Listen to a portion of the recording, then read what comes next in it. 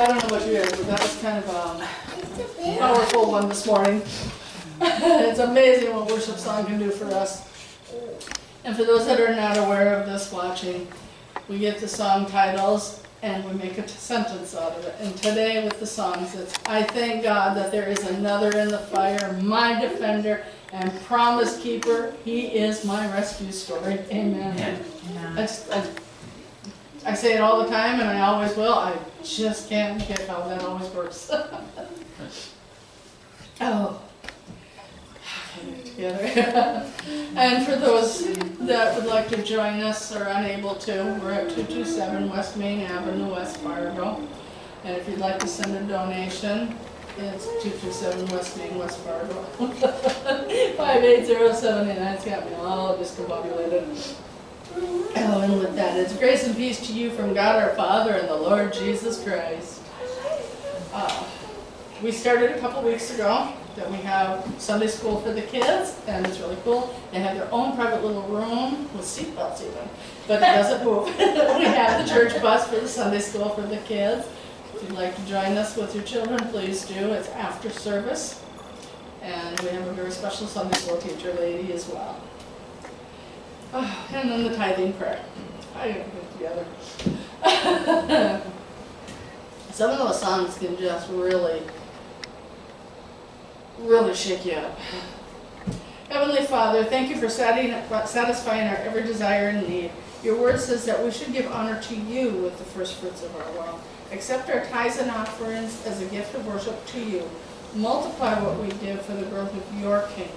May Christ dwell in our hearts through faith, so we, being rooted and grounded in love, and have the strength to know the love of Christ that surpasses knowledge, fill us with all the fullness of God. In Jesus Christ our Lord, amen. Amen. The tithing verse that I have this morning is Genesis 14, 18 through 20. And if I mispronounce this, it won't be a surprise. Then Melchizedek, the king of Salem, brought our bread and wine. He was the priest of God Most High. And he blessed Abram, saying, Blessed be Abram, God, by God of Most High, creator of heaven and earth, and praise be to God Most High, who delivered your enemies into your hands. Then Abram gave him a tenth of everything.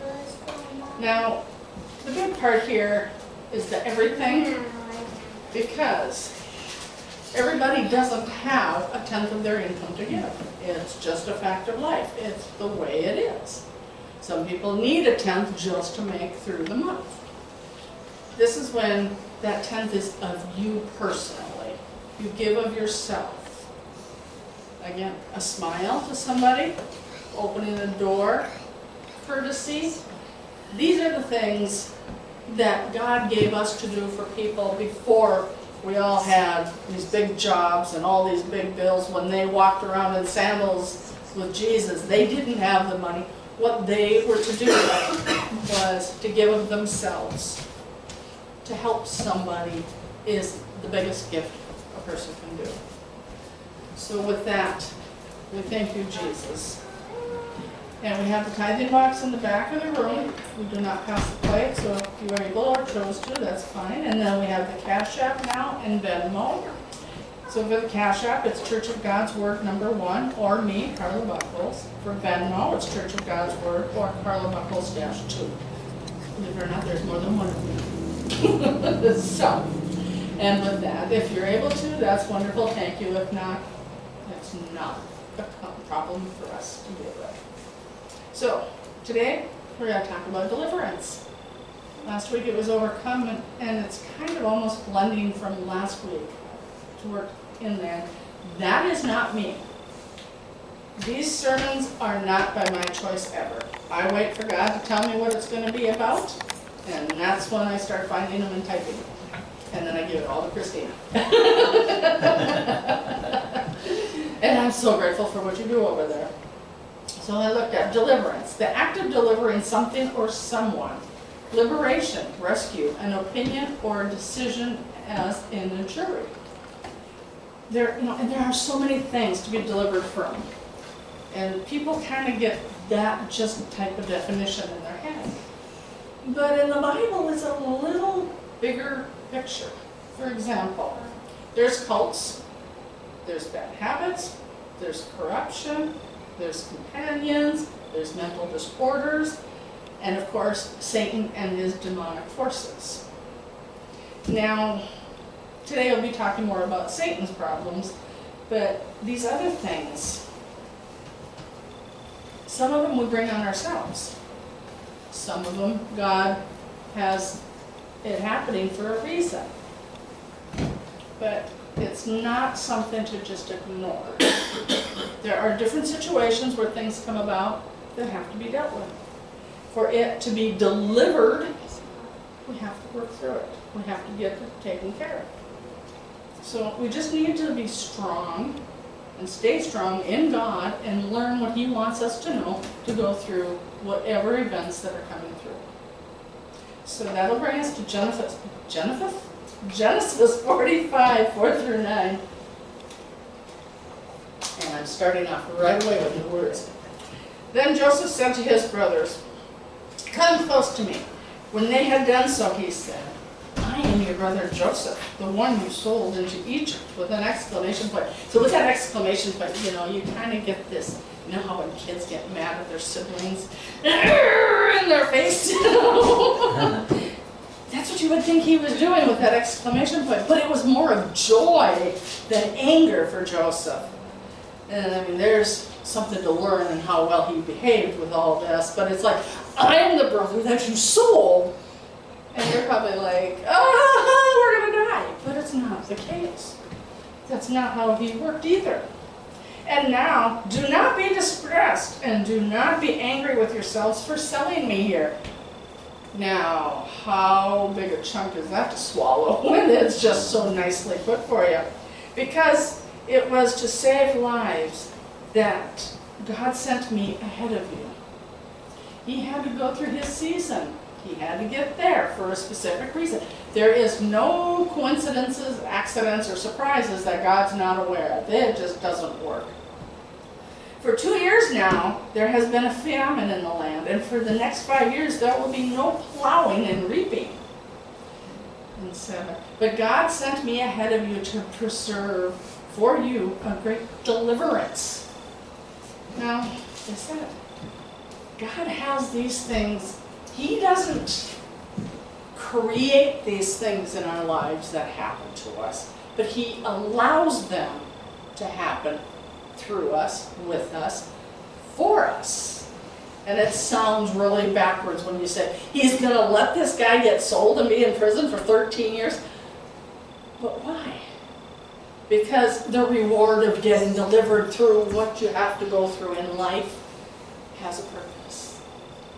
God never sets you through something to make it worse. It's an improvement for us. So then, it was not you who sent me here, but God. He made me father of Pharaoh, lord of this entire household, and the ruler of all Egypt. He put him on the top scale of the whole area. Now, I'm sorry, that's a little more responsibility than I would want. But He had him prepared. He had him trained, and He took care of it all. Made it look easy. 13 years of prison, anything could look easy maybe, but who knows? Now hurry back to my father and say to him, this is what your son Joseph says. God has made me Lord of all Egypt. Come down to me. Don't delay. So even with all that his brothers did and everything else, there's something that's not showing in there where he says, I forgive you. He doesn't say it in words, but he shows it. Because what they did feel kind of bad. They were going to initially kill him, but fortunately, God didn't let that happen so he could get to where he's at. But he was a humble man, a loving man, a man of God, and God gave him the gift of forgiveness to go with it. And that's easier said than done. But for our sake, we have to forgive people and ourselves. But we don't have to deal with them, unfortunately. Fortunately, they had the opportunity to get to come together again. I don't know, how many of us would be happy if somebody that in our family sold us? I don't think that would go so well. But what would happen when you came through it? How much would you have come for? It's always God's path. We have to keep that in mind. God lets it happen for a path. Matthew 12:43-45. And several of these are in the Amplified today. Now when the unclean spirit has gone out of a man, it roams through waterless, dry, arid places to search of rest, but it does not find it. Then it says, I will return to my house from which I came. And when it arrives, it finds a place unoccupied, swept and put in order. Now that's how I like to come home and find my house when I haven't been there, you know, it cleans itself, but it doesn't work that way either. Then it goes and brings with it 7 other spirits more wicked than itself. And they go in and make their home there. And the last condition of that man becomes worse than the first. So it will also be with the wicked generation. Now, if you have something that you have been delivered from, as this was, you have to do your part. You have to bring Jesus in, bring the Holy Spirit in, get it protected, and save it, and move ahead. If you have like an empty pop bottle or something, what's that going to do? It's going to draw in the ants and the flies and the bugs. But if you got it cleaned up and you have something good in there, it's not going to be that way. It's the same thing. It's a scenario. So we have to keep that in mind. In Matthew, in Matthew 18:15-17, if your brother sins, go and show him his fault in private. Don't embarrass somebody. I mean, when I tease with people, then it's genuinely seeing that you're teasing, but you don't walk up and say, you really screwed up. Well, there's a public display that's not flattering. And how many times have we seen that? I have seen managers do that when I've been working. And I have this impulse problem sometimes, and it's been all I can do to walk up and say, you're a bigger idiot than the person you're yelling at. However, that's an opinion again. However, then, if he listens and pays attention to you, you have won your brother back. A lot of it depends on your approach. And every person has a different way to approach. Some of us need to have it right up in the face. Others, not so much. But if he does not listen, take along 1 or 2 others so that the word may be confirmed by testimony of 2 or 3 witnesses. Okay, I tried to talk to you. You didn't want to listen to me. So I brought some help to help me explain to you what's going on. Are you listening to me? Yeah, sometimes maybe. If he pays no attention to them, refusing to listen and obey, tell it to the church. And if he refuses even to listen to the church, let him be as a Gentile, unbeliever and tax collector. So it's not completely forget about them. Wash them away. Keep them in your prayers that somebody will be able to get through, because there is somebody for everybody to listen to if they choose. And this way we can just give it to God and say, God, I am asking for your help. Take care of this person and guide them and find the right person to help them. This church isn't right for everybody. We have many churches for a reason. You walk into a church and God lets you know if that's a comfortable church for you. You walk into another church and you don't even feel the presence, that's not a church for you. This is a similar situation. You have to find the right communicator that can bring the word through from God to that person for them to wake up. And we just keep praying that, Lord, that's that lost sheep. We have to find the person to help them. Mark 16:14-18. Later Jesus appeared to the 11 disciples themselves as they were reclining at the table. Now, you know, I hear these reclining stories and I always kind of chuckle because here you are at the dinner table, it's low to the ground, and you're literally laying there at the table eating. And we tell kids, get your arms off the table, you know. I've always found that to be kind of amusing, and when they get older, it's like, well, they laid at the table. Yes, well, they didn't have chairs like this either. So that's how it just is a change. And he called them to account for their unbelief and hardness of heart, because they had not believed those who had seen him after he had risen from death. And he said to them, go into the world and preach the gospel to all creation. Now that right there is very important. To help somebody to be delivered from something, they have to have somebody help them if they don't know about it, if they've never heard or are too afraid to try. I speak it here, you share it there. Go tell the world. You can sing it on the mountain, so do something better with it. Share it. And honestly, I think it's really a fun thing to always get to talk about God. And that Bible is, you know, it's a living Bible, so it never runs out of story, reasons, you know, it's continuous. But go out and share it. He who has believed in me and has been baptized will be saved from the penalty of God's judgment. Can you pay attention to that part? If you do it right, God's not going to say, sorry, you can't come up here, I don't know you. If you've got Jesus as your Savior, you're going home the right way.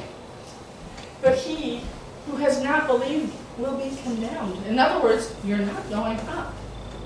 And people don't like to believe it or accept it, but Satan is real. He roams the earth and he's in hell, miserable, hating every one of us. And we don't want that for anybody. These signs will accompany those who have believed. In my name they will cast out demons. Amen. Cast them out. They will speak new tongues. They will pick up serpents. And if they drink anything deadly, it will not hurt them. They will lay hands on the sick and they will get well. Now, this is the difference between a true Christian and a fake prophet. If a fake prophet goes and does these things, takes a drink, he will drop dead. A true follower of the Lord, a disciple of God that is doing it for the right reasons, that's not to walk over there and intentionally take a drink. This is if for some reason it is bad or a serpent comes up and bites you, not that you do it intentionally. God has got it covered if somebody is trying to get you. If the devil's trying to get the best of you, he will not. Trust that our God has this covered, and you will stay well. Luke 4:18 through 19, in Jesus' words, the Spirit of the Lord is on me because he has anointed me to proclaim good news to the poor. Yay! Poor does not mean financially broke. Poor is for those that are either baby Christians, still barely learning, or lost. Poor is a fact of life, not a financial aspect. He has sent me to proclaim freedom for the prisoners and recovery of the sight of the blind. Those are the poor. They have these problems. To set the oppressed free. That is being delivered when you're set free. Yes, deliverance. Not like the movie from way back, you know, the goofy one. Exactly. To proclaim the year of the Lord's favor. That's what it is. To be delivered is set free. You have Jesus in you as your Savior. That is the way of life. To live the best. Some people take their time and they do it difficult. Well, don't wait, because if you get that last breath before it's too late, you will be missed, but you will not be seen. Ephesians 6:10 through 13. Oops, I'm sorry, 10. I did it again. Like, that don't look the same. Listen carefully. I have given you authority, that is, you now possess. Now, when Jesus tells you, I have given you authority, That means he has truly given you authority and how to work it and what to do. He's already taught the disciples for them to share it with us. To tread on serpents and scorpions. That would be okay with me. I don't care for those critters. And the ability to exercise authority. And this is one of the best parts. Over all the power of the enemy. However, and nothing will happen in any way to harm you.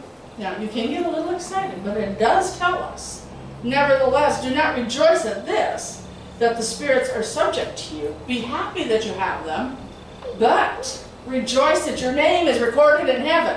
The only way that can happen, as we know, is to have Jesus as our Savior so we can go home to the Lord and sit at the right hand of Jesus. And we're up in heaven. Yay! They know we're coming. We don't, but they do know when.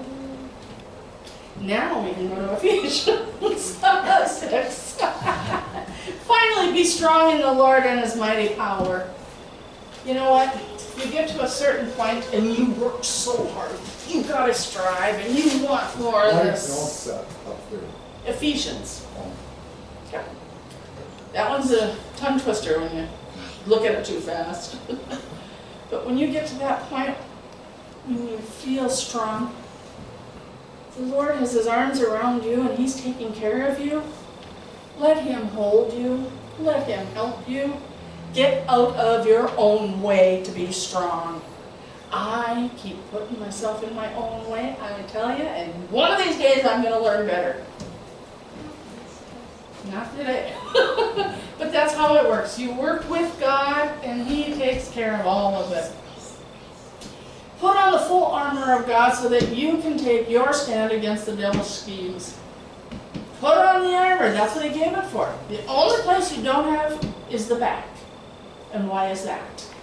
Because you're not supposed to turn around and look and see what's coming. God's got your back. So you stand there and be strong and know that you've got it covered because God is taking care of it. For our struggle is not against evil or against flesh and blood, but against the rulers, against the authorities, against the powers of this dark world, and against the spiritual forces of evil in the heavenly realms. Again, if you want to get out of it, you've got to follow it.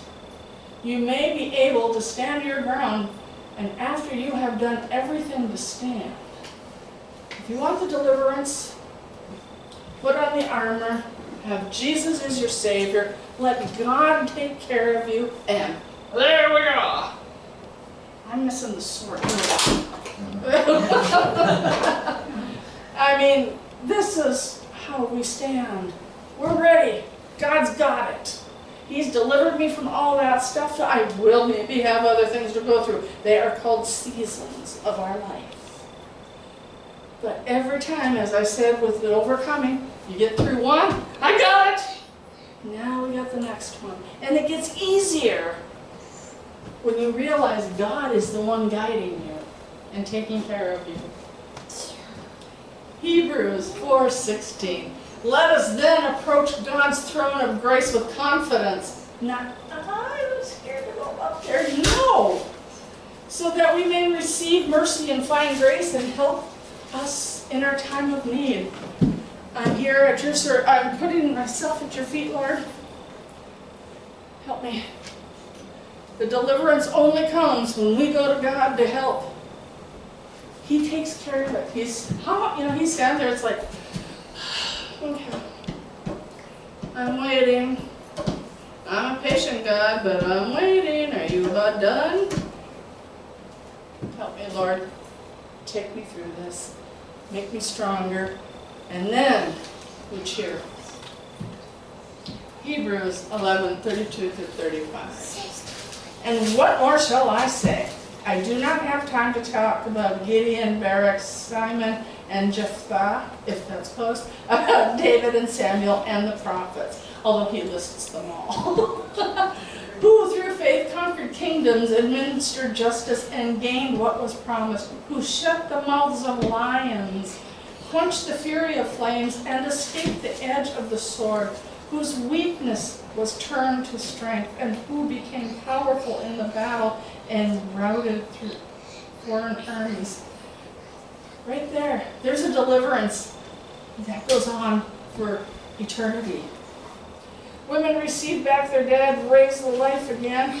There were others who were tortured, refusing to be released so that they might gain an even better resurrection.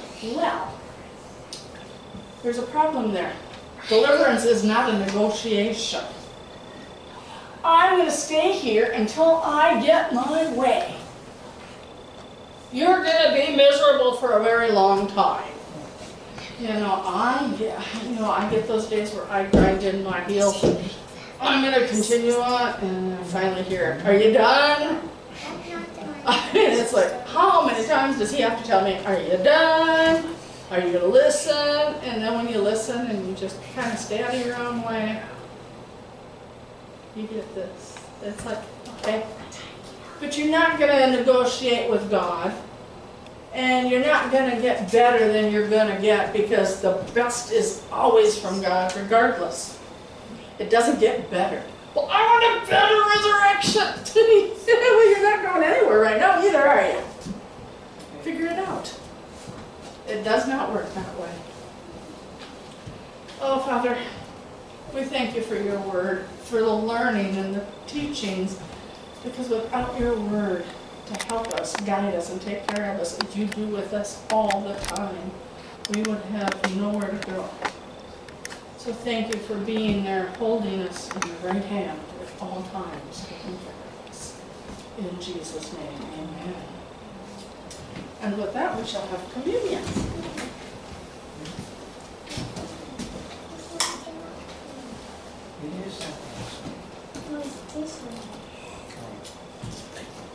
And for those of you watching at home, you can put it on pause, get your juice and your cracker, and you can join us. Or you can save it for later when you have the opportunity. Do not miss the opportunity to have your communion with the Lord.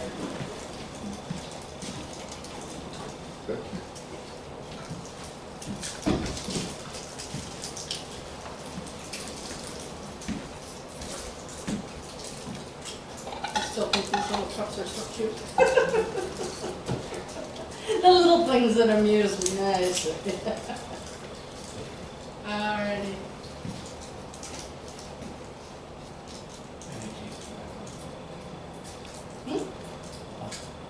Oh, okay.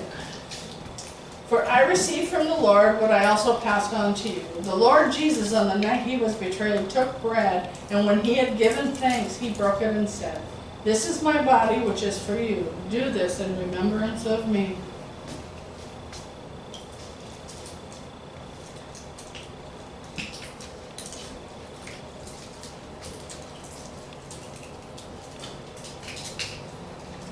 In the same way, after supper, he took the cup, saying, "This cup is the new covenant in my blood.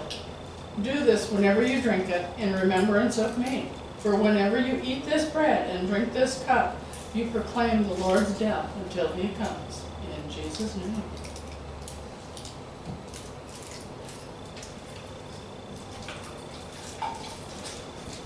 And if you have any prayer requests, you can always email the church at churchofgodsword@outlook.com. You can call the number 701-639-6240. Quite often it forwards directly to my phone. If you'd like to come in, just let me know and we can set up a time for a meeting. If you're not able to do that and you have a friend that you can trust, make sure they're a true Christian with a Holy Bible to help you with whatever prayers and needs you have. Do not just sit and let it suffer. It's not worth it. For God is always there, ready, willing, and able to help. But if you are all alone, just please reach God and let him help you. And for those that have now chosen to make the Lord their Savior, to have the best life after this one on earth, please repeat after me. Lord Jesus, come into my heart. Lord Jesus, come into my heart. I repent of my sins. I repent of my sins. I make you my Lord and Savior. I make you my Lord and Savior. Amen. Now you have the best life ahead of you. Enjoy it, worship it, and follow the Lord. In Jesus' name, amen. And with that, we have one more song.